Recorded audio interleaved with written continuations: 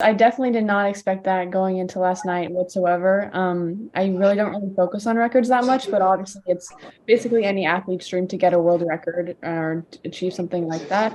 So when it happened, I think I still am in pretty much complete shock. And it was just such a incredible moment to share with all the Canadians in the stands and a bunch of my family and friends that were on deck or also in the stands.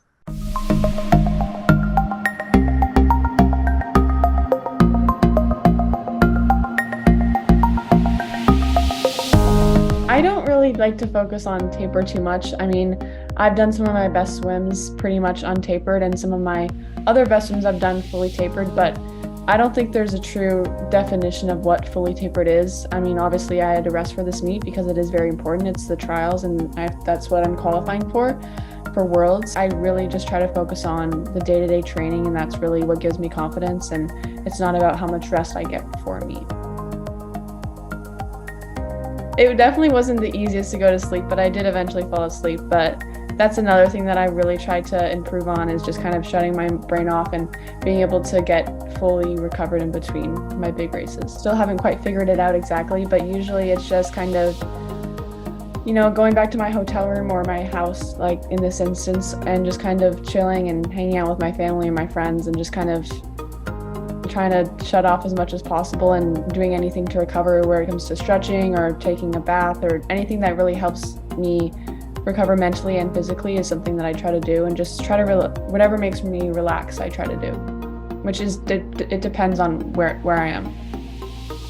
Yeah, it's for sure a change from living in Toronto because this is my home and always will be, but I think everyone supporting me and surrounding me has done an excellent job with me being able to handle it. And I owe it all to my family and my friends, but especially my mom, my dad, and my sister.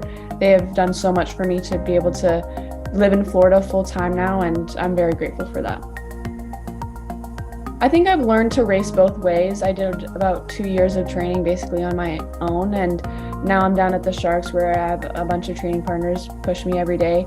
I definitely like to race though. It is probably more fun that way, but I try to be the best at I can at both, it's hard to do, but if I had to pick one or the other, definitely to be racing right beside someone. Going into Worlds, I think after the trials is what's going to give me confidence, and the training I've done prior to this meet.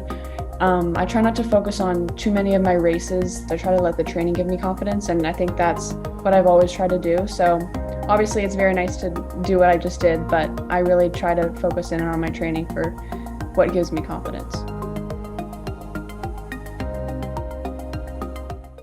I don't know if it'll ever fully sink in. I actually talked about this a while ago with Maggie, just talking about like making the Olympics and with her gold medal. I don't think things like this fully ever sink in. I definitely wanted to eventually, but it definitely hasn't sunk in yet. No.